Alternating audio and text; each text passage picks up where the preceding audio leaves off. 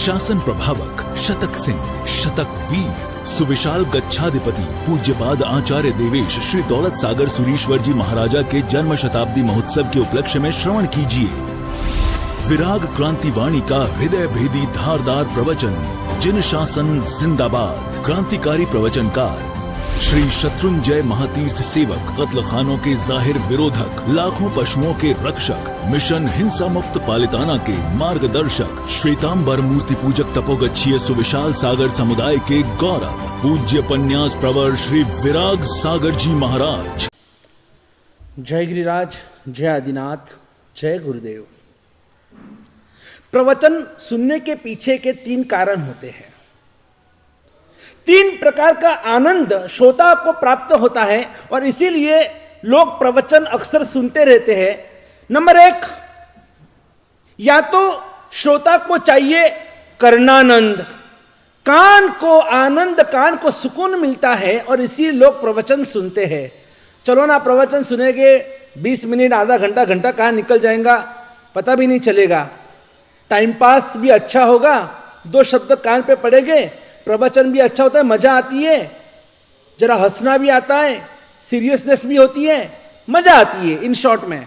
इसीलिए लोग कर्णानंद, कर्ण को आनंद होने से प्रवचन सुनते हैं।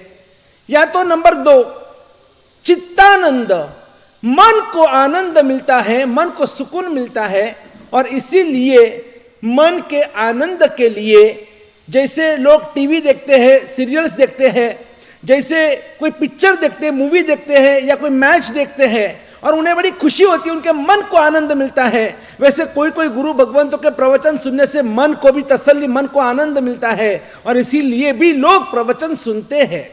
पहले नंबर में कर्णानंद, दूसरे नंबर में चित्तानंद यानी कि मन को आनंद, और तीसरी वजह होती है, तीसरा कारण है कि वो है आत्मानंद, यानी आत्मा को आनंद मिलता है, रोम रोम पुलकित हो उठते हैं। क्या आज मेरे भगवान महावीर की वाणी सुनकर आज मैं तो पतित में से पावन बन गया, मेरा जीवन धन्य धन्य बन गया, आज मुझे एक सच्चा राह मिल गया, आज मुझे सही रास्ता मिला, मुझे एक सन्मार्ग मिला, मुझे एक अच्छा विचार मिला, मुझे अच्छी सोच मिली कि जिससे मैं मेरे आत्मा का कल्याण कर सकूं, मुझे एक आत्मा कल्याण का एक सच्चा मार्ग मिल गया। मैं मार्ग पतित था और आज मैं मार्ग के ऊपर चलने वाला एक सच्चा राही बन गया।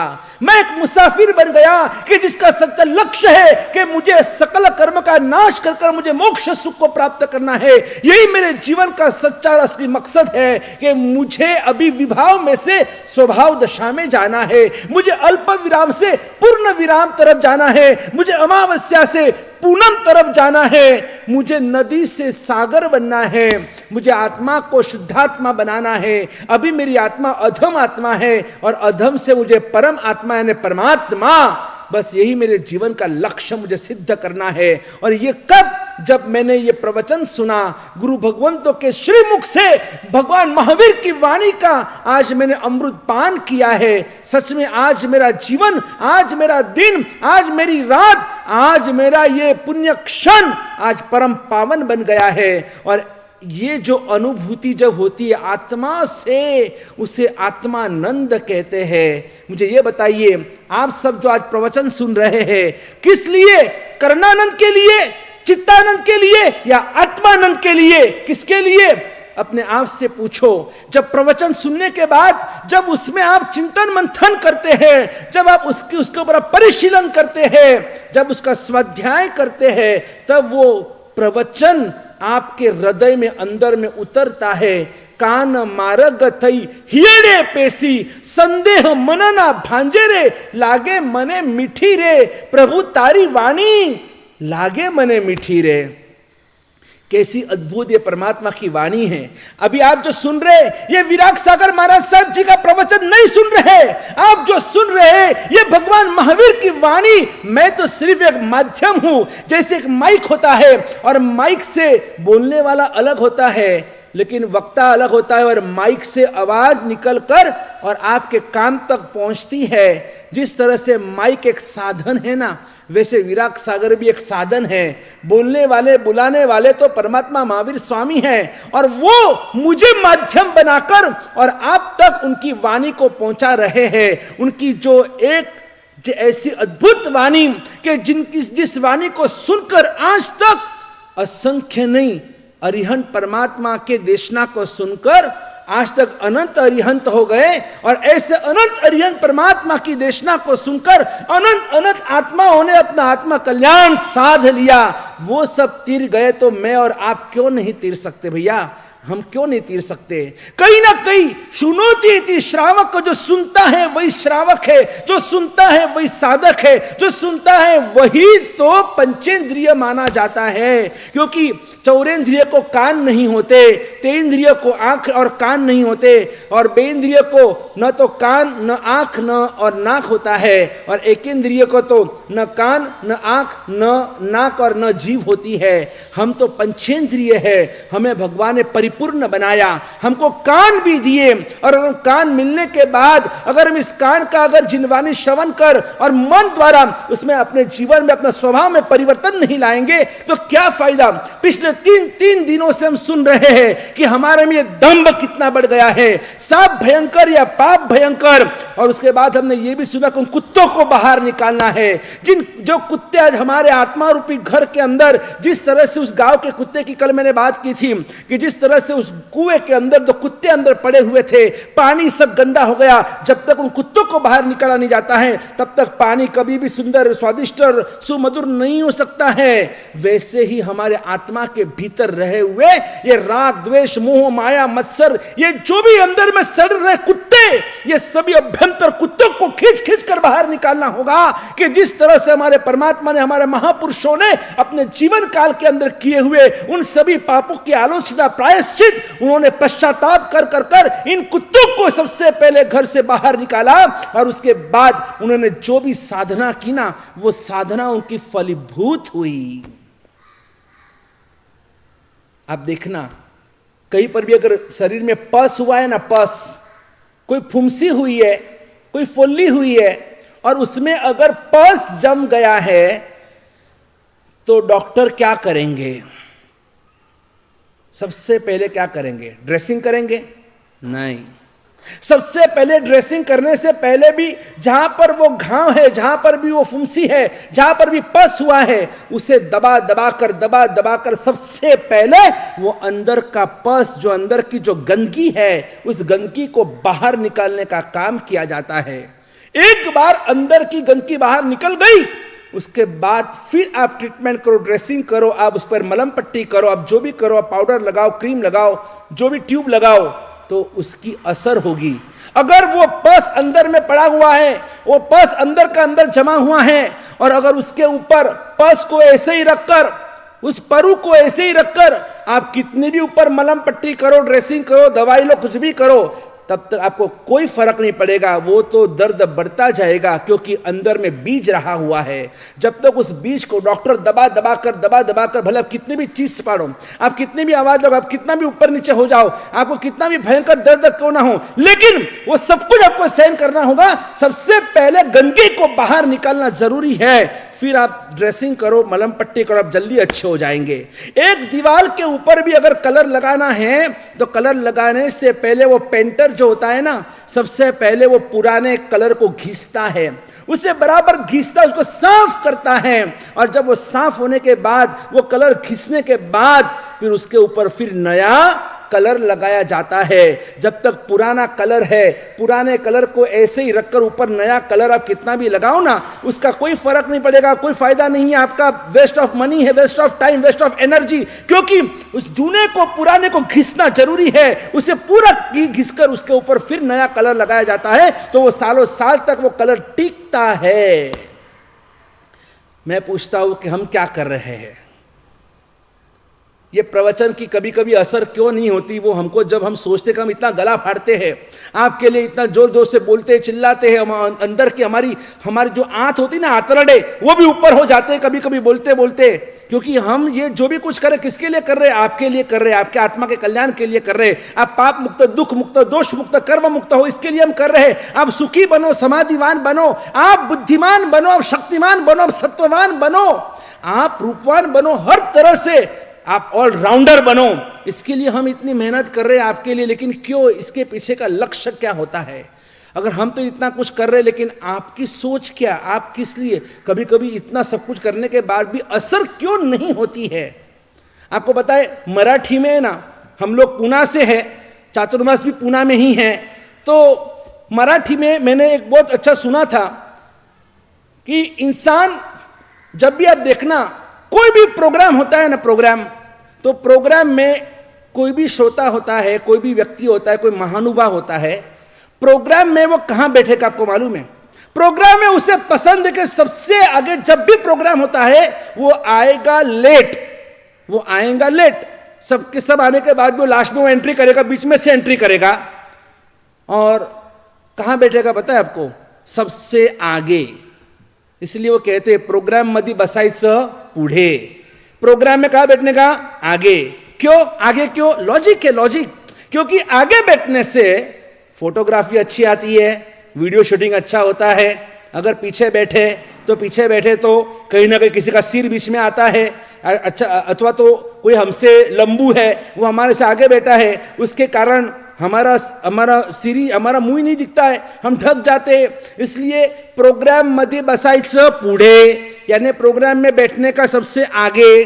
और इंसान देखो कितना शातीर है, जब वो भोजन के लिए जाएगा, स्वामी वात्सल्य पंगत है, कहीं शादी में जा रहा है, और पंगत के अंदर वो सोचेगा कहाँ बैठूं। अगर मैं इस तरफ सबसे फर्स्ट बैठ गया, पहला बैठ तो गया, वो सोचता है अगर वहां से कोई भी चीज पहली आएगी, सबसे पहले मेरे थाली में आएगी, और मेरे थाली में आएगी तो सबसे पहले मुझे मिलेगी। फिर भी वो कभी पहले बैठने की कोशिश नहीं करेगा। यहाँ की पंगत समझो यहाँ से शुरू हो रही, तो यहाँ पर भी पहले नहीं बैठेगा, क्योंकि वो सोचता है कि अगर यहाँ पहले बैठा तो यहाँ से अगर समझ लो कि पहले दूधपाक तो पहला दूधपाक मुझे मिलेगा, लेकिन खमन ढोकले तो मुझे सबसे लास्ट में मिलेंगे। खमन ढोकले यहाँ से शुरू हो रहे हैं, दूधपाक यहाँ से शुरू हो रहा है, तो ये एक चीज मिलेगी, एक नहीं मिलेगी। इसलिए बड़ा शातिर होता है, वो सोचता है कि जब भी भोजन है तो भोजन में पहले नहीं बैठना, लेकिन बीच में बैठना। बीच में बैठने से फायदा ये है कि यहां से दूधपाक तो दूधपाक भी मिलेगा, यहां से केला भी मिलेगा। तो प्रोग्राम मध्ये बसायचं पुढे, प्रोग्राम में बैठने का आगे, आणि जेवणात बसायचं मध्ये, कि जब भी भोजन करना है तो बीच में बैठने का। तो यहां से दूधपाक भी आने दो, यहां से केला वड़ा भी आने दो, ढोकला भी आने दो, तो दोनों तरफ तो हमको तो मजा ही मजा है। अब देखो आगे के तीसरा स्टेप क्या है? प्रोग्राम मध्ये बसायचं पुढे, जेवणात बसायचं मध्ये, प्रोग्राम में बैठने का आगे, और खाने को बैठने का बीच में, और प्रवचन में बैठने का आखिर में। कहां बैठने का? प्रवचन मध्ये बसायचं मागे, सबसे लास्ट बैठने का।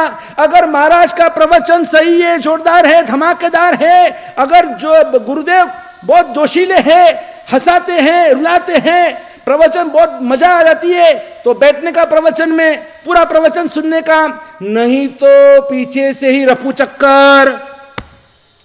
क्या हमारा दिमाग है?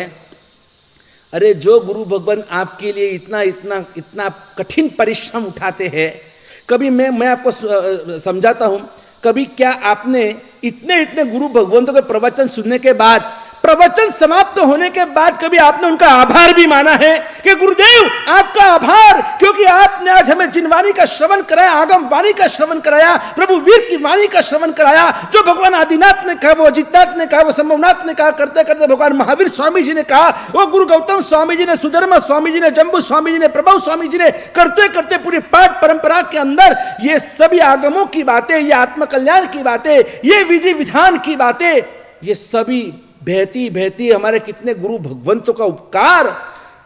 मुझे भी ये जो मैं बोल रहा हूं, मैं नहीं बोल रहा हूं, मेरे गुरुदेव ने मुझे सिखाया। उनको किसने सिखाया? उनके गुरुदेव ने सिखाया। उनको किसने सिखाया? उनके गुरुदेव ने सिखाया। ऐसे करते करते भगवान महावीर और महावीर से आगे भगवान आदिनाथ, ये वहां से चली आई हमारी ये परंपरा। आज इन सभी का उपकार है, तो इन देव और गुरु का अनंत उपकार मानो अब हाथ जोड़कर प्रतिदिन, कि जिन्होंने आपको पाप से मुक्त करने के लिए, आपके राग द्वेष को आप में से, आपको आपके जीवन में से हटाने के लिए, जो आज निश दिन रात दिन चिंतित होकर और भोग भव्या श्रुणुत वचनम प्रस्तुतम सर्वमेतत्, और इस तरह से भव्य जीवों को तारने के लिए आपको निष्दिन ये प्रवचन गंगा में आपको डुबकी लगा रहे हैं, आपको पावन कर रहे हैं, उनका तो जितना उपकार मानो ऐसा मानो उतना कम है। और इसीलिए कभी भी पीछे मत बैठना, जब भी प्रवचन सुनना है ना, सबसे आगे बैठना, विनय मुद्रा के अंदर गुरुदेव सुनाइए। जिस तरह से वो जो मटका होता है, गागर होती है, बाल्टी होती है, कुएं में डालने के बाद जब तक वो झुकती नहीं है तब तक उसमें पानी नहीं भरा जा सकता। जैसे ही वो झुकती है और उसमें पानी भर जाता है, अपने आप पानी भरता है, और फिर वो पानी के साथ वो बाल्टी भी ऊपर, वो गागर भी ऊपर आ जाती है। और उसी तरह से आत्मा को अगर सुधारना है, आत्मा में परिवर्तन लाना है, पाप से अपने आप को छुटकारा पाना है, इस पाप से मुक्त होना है, कॉन्शियस बाइट को जगाओ। कॉन्शियस बाइट, ऐसा बाइट यानी कि सतत आपको डंक होना चाहिए। अरे मैंने क्या किया, मैंने क्या किया, मैंने बहुत गलत किया, मुझे ऐसे नहीं सोचना चाहिए, मुझे ऐसे नहीं बोलना चाहिए, मुझे ऐसे नहीं करना चाहिए। स्वामी विवेकानंद जी की एक घटना, उनके जीवन की घटना मुझे याद आ रही है। स्वामी विवेकानंद जी, और जब स्वामी विवेकानंद जी एक विद्यार्थी के रूप में पढ़ रहे थे, छोटे थे, 16-18 साल के होंगे, और तब वो अपने टेरेस के ऊपर, अपने घर के टेरेस के ऊपर, और वो लटार मार रहे थे, हाथ में किताब थी। अचानक उनकी दृष्टि गिरी बाजू के साइड में, कहीं तो भी किसी